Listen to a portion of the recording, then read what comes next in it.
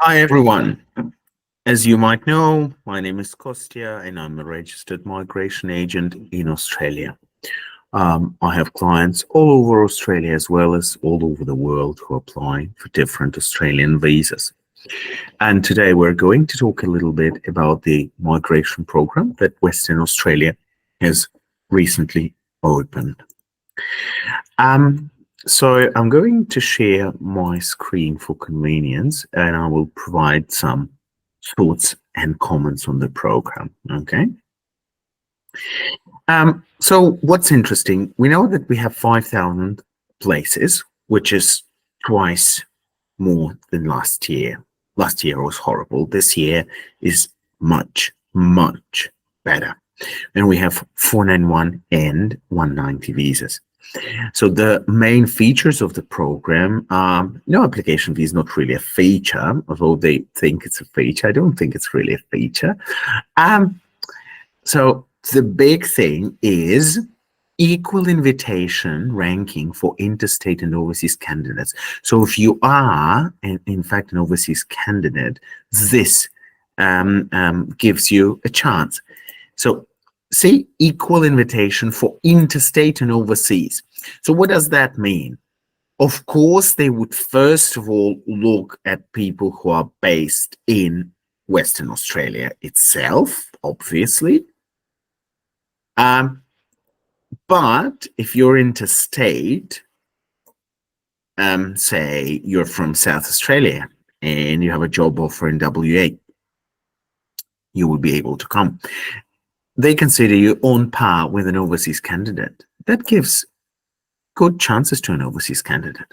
That's great. That's a bit of equality here. Okay. And certain sectors prioritized, including construction, education, tourism, etc. Let's have a look. We have the graduate stream. I won't talk much about the graduate stream today. And we have the general stream with lists, Western Australia occupation list, schedule 1 and 2.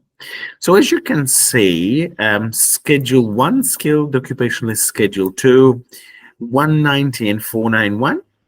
For 190, you actually need at least 1 year of Australian or 1 year of overseas work experience in Schedule 1. Okay. And for both 190 and 491. The work experience is not required for the occupation list Schedule 2. Not required for the, but I will show you. The Schedule 1 are hardcore medical occupations like the health sector, doctors and surgeons, etc.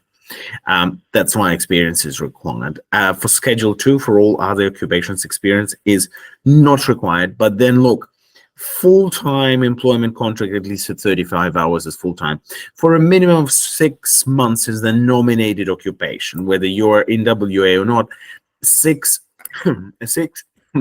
months contract.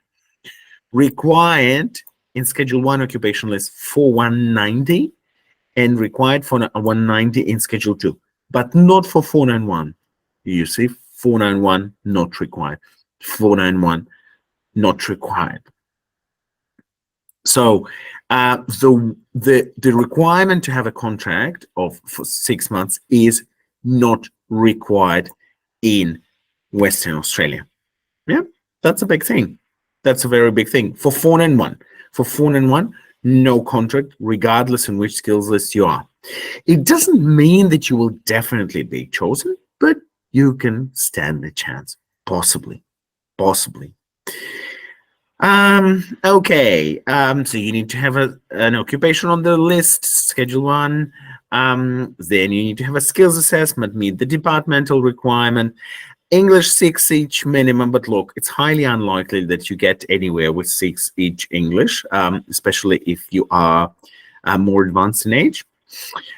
Work experience requirement, Schedule 1, at least 1 year of Australian equivalent, or at least 1 year of overseas work experience. But look, again, with 1 year, with only 1 year, if you are an overseas candidate, you wouldn't be getting anywhere with only 1 year of overseas experience.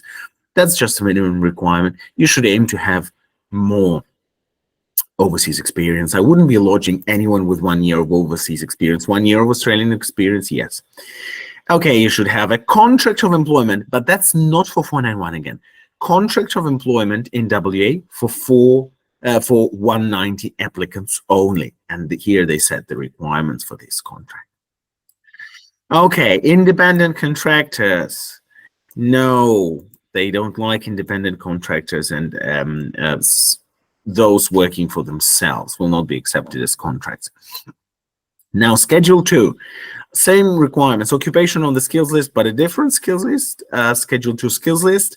As skills assessment, obviously, is the standard requirement for any skilled visa. Department of Home Affairs requirement for each visa subclass, this is standard. English requirement 6, again, this will not work. 7 or 8 is my recommendation. Contract of employment, not for 491. 491 people do not need to contract of employment again. So it's basically the same requirement. The only thing is they don't require the work experience. But look, again, they say Department of Home Affairs requirement, blah, blah, blah. That includes meeting the points test, at least 65 minimum, but you would want to have more. And if you want to have more, you need to claim some work experience, right? And again, they don't like the self-employed people. Although you could use self-employment in the past, you can't use it for a contract in Western Australia if you want to 190. But if you want to claim points in the past that you had overseas or elsewhere, self-employed, you can claim them, not a problem. Okay, the application process, that's clear. Now, the occupations, I just chose all and clicked apply, so I have the gradient, the Schedule 2. Plenty of good occupations: customer service manager, human resource manager, management consultant. 190, yes. 491, yes, for management consultant. Let's look at the human resource manager. 190 and 491 both. Okay, but remember, 190 is a contract in Western Australia for at least 6 months. You need a job offer, yeah, even if you're not here yet. Job offer and contract, yeah, not just a job offer, not just a one-page offer. Okay, now occupational health safety and advisor, even procurement manager, but you see 190 is not offered for the procurement manager. But look, it's fine as long as you get your foot in the door. It's fine. Any visa 190, 491. I don't think it's a big argument. It's between being invited and not being invited that is important, not the actual visa that you get. Specialist manager Nick, agricultural consultant, agricultural engineer, agriculture, some arborists and farmers and growers and meat inspector. Wow, even 190. Okay. Mixed crop farmers, veterinarian and veterinary nurse. Veterinarian has one of the most difficult and expensive skills assessments, by the way. Anyway, now we go into trades, all sorts of things here: plumber, mechanic, craftspeople, other building and technicians people. Oh, that's a vast category. You can have a range of people in this occupation. Then bricklayer, building inspector, cabinet maker. Is it cabinet maker? Yes, 190 and 491, both of them, and the building inspector, both visa subclasses. So it's going to be an exciting year. Civil engineering draftsperson, civil engineering technician, construction project manager, construction estimator, a very, very popular job. And now, oh wow, we even have floor finisher. That's amazing. Now remember, it's 190 floor finisher, and other occupations. You'd most likely need a qualification, which is a trades qualification for skills assessment plus 3 years of experience. Sometimes for some occupation, not for all, but for example, for carpenter, you can have 5 years experience, and then you do an OSAP skills assessment, not an MSA skills assessment. So you go by experience, don't necessarily need to do qualification. But for other trades occupations, you need a qualification, which is that what a lot of people lack. Some people have the work experience, but not the qualification. Okay. Landscape gardener, lift mechanic, painting trades worker, plumber, etc., etc. Solid plasterer, huge list. Surveyor is on the list. Huge range of occupation. Okay. Now we have the education and trainer, all the teachers, primary, secondary, special needs, etc. Electricity, gas services. Okay. Electronic equipment. Not a very popular category. I haven't had many applicants here, but still maybe someone is willing to. Financial and insurance. Accountant general is on the list, right? So accountant, oops, sorry. Yeah, wants me to stay in the call, and I will stay in the call. Accountant general is on the list. Fantastic. Does it have a 190? Oh, wow, it does have a 190. Okay, so if you have a job offer for an accountant in Western Australia, you can try 190. Management accountant, taxation accountant, and that's pretty much it. Everything else, as you can see, is for the graduates. So if you people want to study in Western Australia, that's a fantastic opportunity. Go and study. Everything is available, even financial dealers, brokers, external auditor, even finance broker, mortgage broker. You can do all that for 190 if you 190 for 491 if you're a graduate, if you've studied in Western Australia. Fantastic opportunities for graduates. Healthcare and social assistance. For social assistance, only graduates is what they want. Okay. Lots of occupations, graduates. And then look, before we had schedule 2 list. And now we have schedule 1, as I said, all the hardcore medical occupations, all the hardcore medical stuff is here. Okay, healthcare and social assistant, residential care services, all the support workers, childcare center manager, community worker, disability services officer, drug alcohol counselor, family support worker, rehabilitation, health. Do we have community worker? Yeah, we do. Social worker, youth worker. That's a very good range of occupations. Let's have a look at the youth worker. Yeah, 190, 491. Community worker, 190, 491. That's a fantastic list. Hospitality and tourism. This is interesting. Hospitality manager's neck. Okay. Baker, chef, a very popular occupation, is there for both 190 and then 491. So chefs, if you have a contract, fantastic. If no, you can still try 491. Cafe restaurant manager is on the list. Even cook is on the list, and even for both 190 and 491.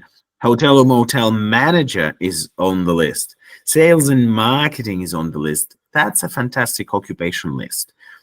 Information media, analyst, programmer, computer network systems engineer, database administrator. So it's basically IT.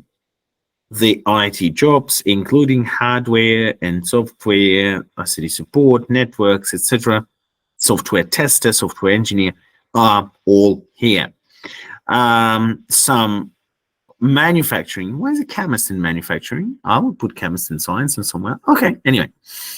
Chemist, fitter turner, again, trades occupations are here. Oh, they've decided to put them all in manufacturing. Anyway, mechanical engineering, draftsperson, technician, fitters, sheet metal workers, and welders. Well, obviously, welders are on the list. Minings, people like geologists, metallurgical and materials technicians, mine deputy, petroleum engineer, production manager, mining, etc. Other services, including motor mechanic is here, and hairdresser is here. Okay. Automotive electrician is here, hairdresser is here, motor mechanic is here, panel beater, vehicle painter. Wow, so many options. Professional, scientific, and technical services. So we've got the engineers here. A lot of the engineers are here on schedule 2. Okay, fantastic. A lot of them. Public administration and safety, environmental health officer, safety inspector. Everyone else must be a graduate. Property manager, which I was told needs to have a license to be able to work, but 190 not available. But does it really matter? Does it really matter? 491, no income threshold. You're just taken to permanent residence in 3 years after the grant of the 491. So really. Okay, transport, postal, warehousing, flying an aircraft, and pilots. Oh, pilot and getting a pilot license of flying is a very expensive thing in Australia. But anyway, supply and distribution manager, fantastic, 190, 491. Ship's master. So if you're ship's master and get a skills assessment from AMSA, you can try this as well. Not for 190, 491 only for a ship master. Oh, look, that's a fantastic opportunity for ships masters. You basically, you may be chosen even if you have a skills assessment from AMSA and you don't work in the field, have no job offer, but you just try 491 and maybe you have the luck. Okay. Ranking system. How do they rank them? The EOIs, okay? The general stream EOI, so Schedule 1 and Schedule 2. So look, that's important. As I said, currently residing in Western Australia, you're going to be ranked first and best, okay? You're number one if you're living and working Western Australia. If you have a contract but not currently residing, offshore or another Australian state of territory, as I said in the beginning of this video, they compare. You will have equal chances. Those of you guys who are in different Australian state or territory and those of you who are offshore, you're relatively the same. So you're next in line. So again, first in line, those in Western Australia, you're the luckiest, and then next in line are all the other people, whether in other states of Australia or offshore. And then occupations that are prioritized: building construction, healthcare, social assistant, hospitality, tourism, education, and training. And then after these prioritized occupations, they will look at occupations in all other sectors. Then they will look at highest EOI point score. So everyone, if you're looking to improve your point score, Western Australia is the state where you should be doing this. Western Australia does look at the ranking of the EOI, especially if you try to get a 491, which is without a contract, without a 6-month contract. And then you look at the oldest EOI submission date, right? So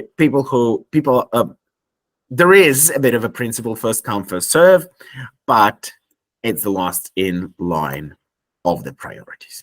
Okay, so now you know everything about the Western Australia program for this financial year, and they have an exciting quota, 5,000. But still, I mean, it's smaller than financial year ending 2022, but it's certainly twice bigger than the financial year which recently ended 2023. Much more exciting prospects. So if you want immigration advice, you can contact me directly or need help with your application lodgement, contact me directly. And best of luck with your PR or temporary residence. I hope you will become new Australian soon. Improve your profile, try to get a job offer, work on your English. Still NAATI works. We don't know whether it will remain in the boys test or not, but NAATI is still there for now. All the regional points, Australian study points, previous work experience from your country. All of these things, you know, sometimes people come and ask me to help whether some experience should be claimed or not be claimed. You shouldn't be over claiming work experience. So you should have worked exactly in the nominated occupation with sufficient evidence, or else this visa can be refused. So if you come to me and you want a full service on the application, among the questions that I will be asking is, do you have overseas work experience, and can we claim it safely? Can we claim it that you don't get a visa refusal? Can we claim it in a way that the case officer accepts it? And you not only increase your points and the chance of being invited, but you do it also in a safe way that brings you to the desired outcome. You don't get a visa refusal, you get a visa grant. So that's what I aim to do for my clients. My YouTube channel has all the contacts. You can contact me, but also you can like this video, you can subscribe to my channel, and you can share this video. All the best.